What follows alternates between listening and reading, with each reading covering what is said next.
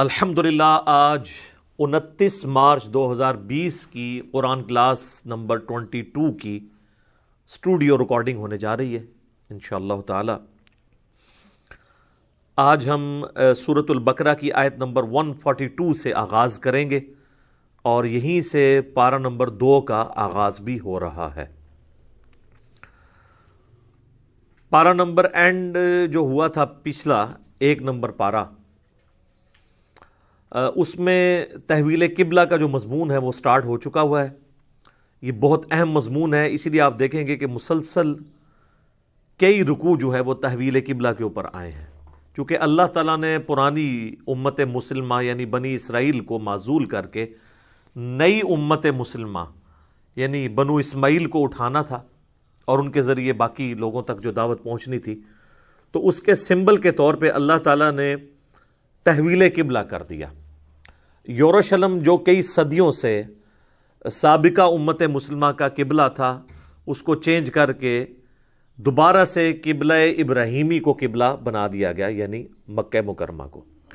ایک متھ جو پبلک کے اندر مشہور ہے، ہم عموماً یروشلم کے لیے، جسے ہم ایلیا بھی کہتے ہیں، بیت المقدس بھی کہتے ہیں، اور بعد میں وہاں پہ مسجد اقصیٰ بھی بن گئی، قبلہ اول کا لفظ استعمال کرتے ہیں، تو یہ بالکل غلط ٹرمنالوجی ہے۔ اصل میں وہ قبلہ اوسط ہے۔ قبلہ اول بھی خانہ کعبہ ہے اور قبلہ آخر یعنی فائنل جو قبلہ ہے وہ بھی خانہ کعبہ ہی ہے۔ اور اس کے ثبوت کے اندر جو سورہ آل عمران کی آیت آتی ہے، پارہ نمبر 3 کے بالکل سٹارٹ کے اندر ہی اللہ تبارک و تعالیٰ نے اس حوالے سے ڈسکشن کی ہے، بلکہ پارہ نمبر 4 سورہ آل عمران کے اندر، کہ سب سے پہلا گھر جو اللہ تعالیٰ نے مقرر کیا تھا انسانیت کے لیے وہ یہی ہے۔ سورہ آل عمران آیت نمبر 96 پارہ نمبر 4 کا پہلا صفحہ ہے۔ اعوذ باللہ من الشیطان الرجیم، ان اول بیت وضع للناس، بے شک پہلا گھر جو کہ وضع کیا گیا تھا، مقرر کیا گیا تھا لوگوں کے لیے، للذی ببکۃ مبارکہ، وہ ہے جو شہر بکہ کے اندر ہے۔ یہ بکہ اور مکہ دونوں ہی ایک شہر کی پروننسیشنز ہیں، 2 لفظ استعمال ہوئے ہیں۔ جس طرح میں اکثر مثال دیتا ہوں کہ ہمارے پڑوسی ملک انڈیا کے اندر بامبے اور ممبئی، وہاں پہ بھی میم اور با کا فرق ہے، ایک ہی شہر کے لیے استعمال ہوتے ہیں۔ للذی ببکۃ مبارکا وہدی للعالمین، وہ ہے جو شہر بکہ یعنی مکہ کے اندر ہے، بابرکت ہے اور ہدایت ہے تمام جہان والوں کے لیے۔ فیہ آیات بینات مقام ابراہیم، وہاں پہ اللہ تعالیٰ کی کھلی نشانیاں ہیں جن میں سے ایک مقام ابراہیم ہے۔ ومن دخلہ کان آمنا، جو بھی اس شہر میں داخل ہو گیا وہ امن والا ہو گیا۔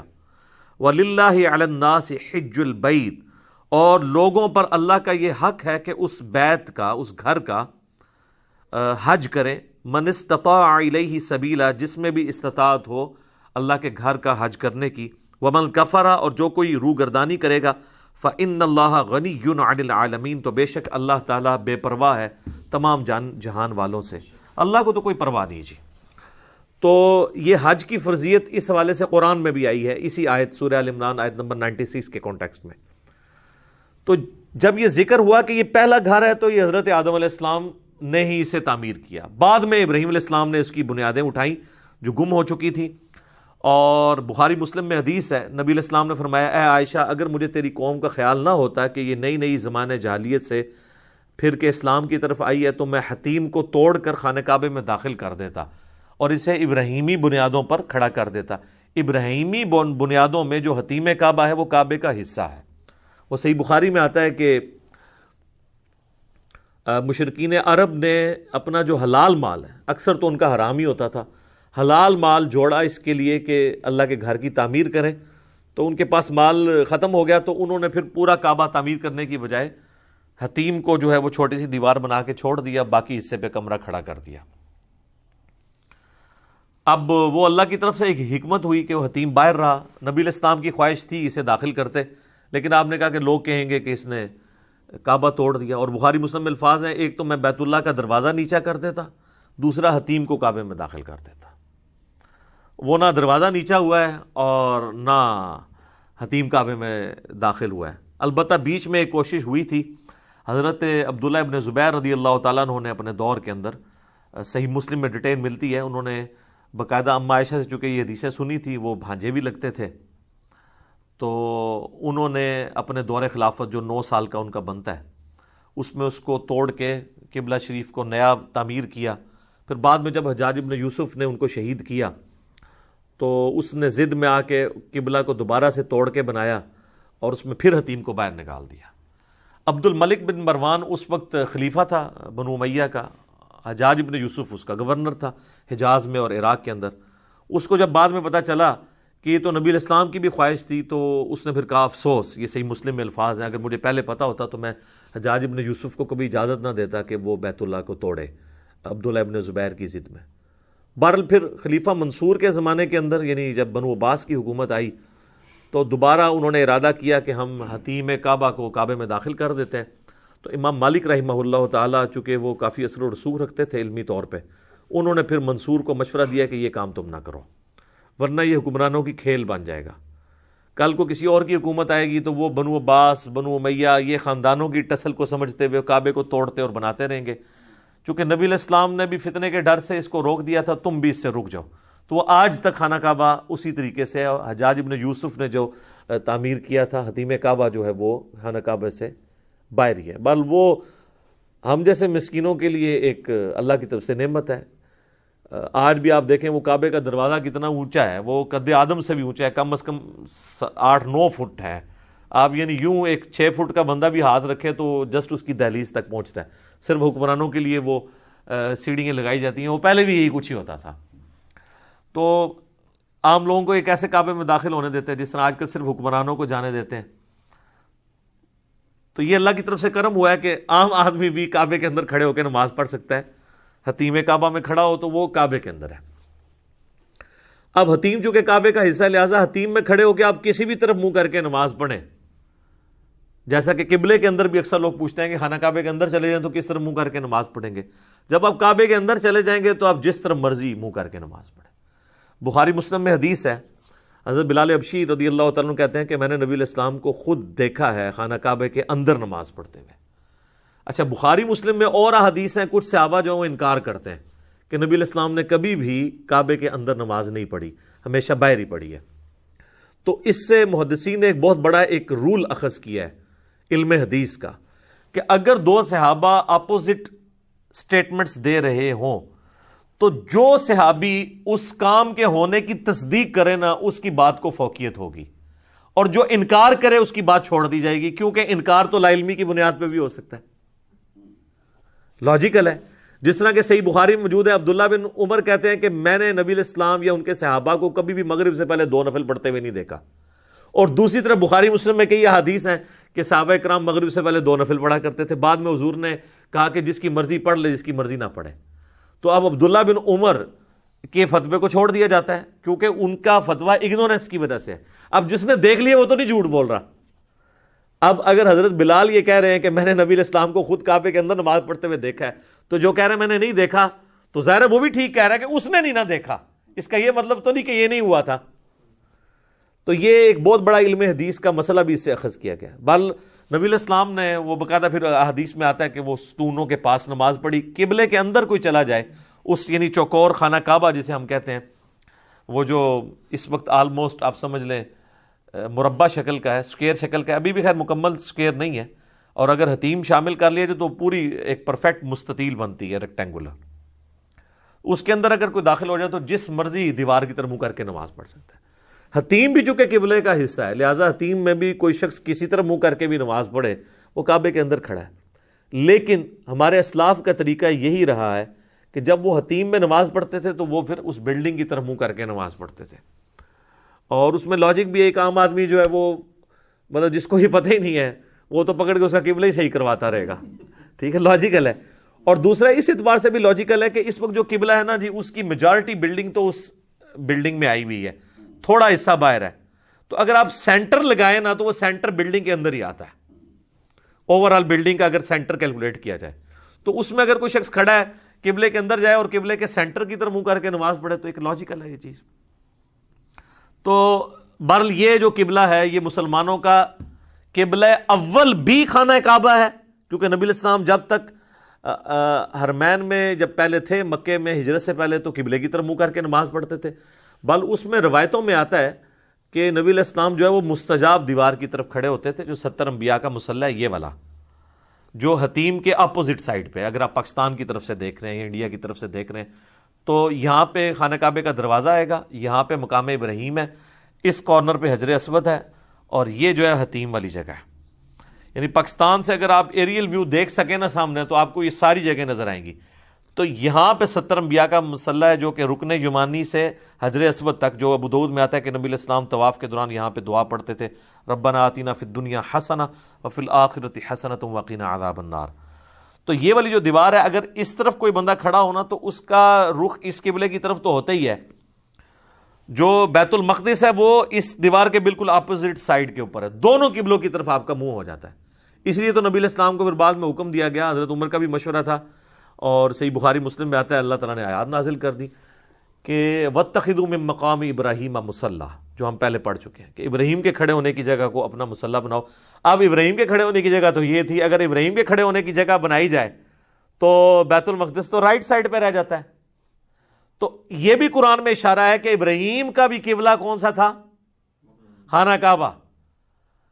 تو اس سے یہ بات پتہ چلی کہ ابراہیم علیہ السلام تک قبلہ خانہ کعبہ تھا، اس کے بعد بنی اسرائیل کے لیے انہی کی اولاد میں اسے یروشلم کیا گیا، اور پھر یروشلم سے دوبارہ قبلہ اول بنا دیا گیا اسے۔ تو یروشلم جو ہے قبلہ اوسط ہے، درمیانی قبلہ، کیونکہ اگر مقام ابراہیم یہ ہے تو مقام ابراہیم اگر یہاں پہ ہوتا پھر تو میں مان جاتا کہ دونوں قبلوں کی طرف منہ کرتے تھے۔ جب مقام ابراہیم ہے ہی ایسی جگہ کے اوپر ہے کہ جب صرف اسی قبلے کی طرف منہ ہو سکتا ہے، تو ابراہیمی قبلہ بھی خانہ کعبہ ہے، اور قرآن میں اس کا اشارتاً آگے ذکر بھی آئے گا کہ یہ اہل کتاب کو یہ پتہ ہے کہ اصل ابراہیمی قبلہ یہی ہے۔ اور اب آپ دیکھو گے جب یہ قبلہ چینج ہوگا نا تو یہ پھر تمہیں جو ہے تنگ کرنا شروع کریں گے۔ بڑے پیارے الفاظ ہیں، اور خصوصاً جو لوگ دعوت و تبلیغ کے کام میں جڑے ہیں ان کے لیے اس میں بڑی حکمت کے پھول ہیں کہ آپ نے اپنے ٹارگٹ کو سیٹ کر کے کام کرتے جانا ہے۔ جو بھونکنے والے لوگ ہیں نا ان کے منہ جو ہے نا، وہ اللہ تعالیٰ تو اپنے بارے میں بھی کہہ رہا ہے کہ میں بھی تمہیں اتنا ہی سمجھا سکتا ہوں جتنا سمجھا دیا، ان کے منہ تو بند نہیں ہو سکتے، اللہ ہے کہ اللہ تعالیٰ زبردستی کسی کو گونگا کر دے، باقی یہ چینج نہیں ہو سکتے کیونکہ دنیا میں اللہ نے کھلی چھٹی دی ہوئی ہے۔ تو ٹینشن نہ لی جائے، یہاں پہ مسلمانوں کو کہا جائے گا، اتنے پیارے الفاظ ہیں یہ زبردست، کہ جس میں مسلمانوں کو یہ گائیڈ لائنز ملتی ہیں کہ وہ جو پنجابی چسی محاورہ بولتے ہیں نا کہ آٹا گوندے ہیں ہلدی کیوں ہے، تو آٹا گوندنے کے لیے ہلنا تو پڑے گا۔ جب آپ ہلیں گے تو وہ یہ کہیں گے کہ ہل رہی کیوں ہے، جب ہلنا چھوڑ دیں گے آٹا نہیں گوندا جائے گا، پھر کہیں گے جی آٹا گوند، تو کس طرف جائیں؟ تو انسان پھنس جاتا ہے۔ تو اس میں اشارہ یہ بھی آئے گا کہ ابراہیمی قبلہ یہی تھا، ہم نے دوبارہ کر دیا قیامت تک کے لیے۔ بیچ میں ہم نے کچھ پیریڈ کیا تھا، اور اس کی حکمت بھی یہ بتائی کہ جب آپ علیہ السلام، صحیح بخاری میں آتا ہے کہ ہجرت کر کے مدینہ شریف گئے تو آپ صلی اللہ علیہ وآلہ وسلم بیت المقدس کی طرف منہ کر کے نماز پڑھتے تھے، چونکہ وہاں پہ یہودی تھے، اتنی بڑی ٹکر لینا ممکن نہیں تھا۔ تو فی الوقت ایک کنسنسس ڈیولپ کرنے کے لیے تعالوا الی کلمۃ سواء بیننا وبینکم، 17 مہینے صحیح بخاری مسلم میں آتا ہے کہ نبی علیہ السلام نے بیت المقدس کی طرف منہ کر کے نماز پڑھی۔ کم از کم عام جو یہودی سادہ لوگ ہیں نا ان کے دماغ میں یہ بات نہ آئے کہ یہ کوئی نئے ہی اس نے قبلہ کھڑا کر دیا۔ پھر 17 مہینے کے بعد نبی علیہ السلام کی تو خواہش پہلے دن سے یہی تھی کہ بیت اللہ ہی ہونا چاہیے، اللہ تعالیٰ یہ چاہ رہا تھا کہ بھئی کنسنسس ڈیولپ ہو۔ 17 مہینے کے بعد پھر تو کوئی یہ بہانہ نہیں نہ کر سکتا کہ یہ موسیٰ سے علیحدہ کو دین لے آیا ہے۔ بھئی جب تک 17 مہینے تک اس طرح منہ کر کے نماز پڑھ رہے تھے تو تم نے کوئی اس پیغمبر کو مان لیا ہے جو اب مان لینا ہے۔ اور دوسرا، آپس میں جب یہودی ملتے تھے نا چیما گوئیاں یہ کرتے تھے کہ یہ تو کہتا ہے میں ابراہیمی ہوں، اگر ابراہیمی ہوتا تو ابراہیم کا قبلہ تو خانہ کعبہ تھا، یہ ہمارے قبلے کی طرف منہ کر کے کبھی نماز نہ پڑھتا۔ دیکھا، ایک ٹکٹ میں 2 مزے لیتے تھے۔ اور جب مسلمانوں سے ملتے تھے تو وہ کامن ٹرمز پہ بات کرتے تھے کہ باقی دیکھو نا قبلہ تو پھر ساڈا ہی ہے نا جی، جیسے سانو مولوی کہتے ہیں نمازاں تو پھر ساڈی مسجد ہی پڑھ دو جی، جناب تہاڈی مسجد ہی پڑھاں گے، مسجداں تے اللہ دیاں نے۔ اچھا، اور اندر یہ چیما گوئیاں کرتے تھے کہ یہ ہے ہی نعوذ باللہ جھوٹا ہے، اگر یہ واقعی ابراہیمی ہوتا نا تو اس کا قبلہ وہ ہونا چاہیے تھا۔ اس کا ذکر بھی پھر اشارتاً یہاں پہ آئے گا کہ یہ اہل کتاب جانتے ہیں، اور اگر یہ ہم قبلہ نہ چینج کرتے تو انہوں نے دوسرا بہانہ بنا لینا تھا۔ تو بیک وقت ایک بہانے کو تو ایڈریس کیا جا سکتا ہے، دوسرے کو نہیں کیا جا سکتا۔ لہٰذا آپ کو جو بار بار ہم سمجھاتے ہیں نا کہ کسی حد تک ہی کسی کے وسوسے سیٹل کیے جا سکتے ہیں، آپ قرآن سے آیات احادیث ہی دکھا سکتے ہیں، بس اب آپ کہیں کہ ہر نٹی گریٹی کا ایک ایک بال کی کھال اتار کے جواب دیا جائے تو یہ نہیں دیا جا سکتا، خاص حد تک ہی لوگوں کو سیٹسفائی کیا جا سکتا ہے۔ یہاں پہ بھی دیکھیں اللہ تعالیٰ نے سٹارٹ ہی کس سے کیا ہے، اعوذ باللہ من الشیطان الرجیم، بسم اللہ الرحمن الرحیم، سورۃ البقرہ آیت نمبر 142، سَيَقُولُ السُّفَهَاءُ مِنَ النَّاسِ، ان قریب لوگوں میں سے جو بے وقوف لوگ ہیں، لائی لگ لوگ، وہ کہیں گے ما وَلَّاهُمْ عَنْ قِبْلَتِهِمُ الَّتِي كَانُوا عَلَيْهَا، کس نے مسلمانوں کو اس قبلے سے پھیر دیا جس کی طرف یہ منہ کر کے نماز پڑھ رہے تھے؟ بیٹھے بٹھائے انہوں نے کیا ہوا، چنگے پلے ساڑھے منہ کر کے نماز پڑھ رہے تھے۔ اچھا تو اللہ کے بندوں، جو تم چیما گوئیاں کرتے تھے کہ یہ ابراہیمی ہے تو اس قبلے کی طرف، اب اس قبلے کی طرف اگر ہو گئے ہیں تو اب تمہیں کیا تکلیف ہے؟ بخاری مسلم میں آتا ہے کہ نماز عصر کے بعد یہ آیات نازل ہوئی تھی نبی علیہ السلام پہ، وہ اگلی آیات آ رہی ہیں جن میں تحویل قبلہ ہوا، پھر آپ نے اناؤنسمنٹ کر دی۔ یہ ویسے پبلک میں ایک بہت مشہور واقعہ ہے کہ نبی علیہ السلام نماز پڑھ رہے تھے تو 2 رکعتیں ہو گئی تھیں ظہر کی یا عصر کی، پھر آپ صفیں چیرتے ہوئے آئے، وہ پہلی صف والے آخری صف بن گئی، آخری صف پہلی۔ یہ بخاری مسلم میں تو ایسا نہیں ہے، واضح الفاظ ہیں بخاری مسلم دونوں کے اندر کہ نماز کے بعد آپ نے یہ اناؤنسمنٹ کی۔ البتہ یہ بخاری مسلم میں ایک اور حدیث ملتی ہے کہ انصار مدینہ نماز پڑھ رہے تھے کسی اور جگہ پہ، تو ان کو نہیں پتا تھا، دوسرے ایک صحابی وہاں سے گزرے تو انہوں نے بتایا کہ یہ تو کل آیات نازل ہوئی ہیں تو تم لوگ اپنا قبلہ بدلو، تو انہوں نے اسی وقت اپنا قبلہ بدل لیا۔ وہ واقعہ الگ سے ہے۔ تو اب اللہ تعالیٰ نے پہلے تو اینٹی وینم دی ہے نا جی، شہنشاہی جو اللہ کی ہے وہ والا جواب، قل للہ المشرق والمغرب، اے نبی فرماؤ مشرق اور مغرب سب اللہ کے ہیں، اللہ کی مرضی جس طرح منہ کروائے کسی کو، تمہارا کیا لینا دینا، چاہے یروشلم ہو چاہے وہ بیت اللہ ہو، دونوں اللہ کے ہیں۔ اچھا، اور واقعی وہ بالکل اپوزٹ ڈائریکشن میں ہے۔ مسجد قبلتین ابھی بھی مدینہ شریف میں موجود ہے، جو لوگ عمرے پہ جاتے ہیں نا، اور مدینہ شریف میں وہ جو زیارتیں کروائی جاتی ہیں ان میں ایک مسجد قبلتین ہے۔ مدینہ شریف میں یہ حال ہے کہ ایگزیکٹ 180 ڈگری ہے، یعنی اگر قبلہ شریف اس طرف ہے نا تو بیت المقدس بالکل اس کے اپوزٹ ہے، 180 ڈگری۔ اور اس کا ثبوت یہ ہے کہ حرم مکہ میں جو مزاب رحمت ہے نا، آپ کو پتا جو حتیم میں گرتا ہے، خانہ کعبہ کا جو چھت سے بارش کا پانی جس پر نالے سے گرتا ہے اسے مزاب رحمت کہتے ہیں۔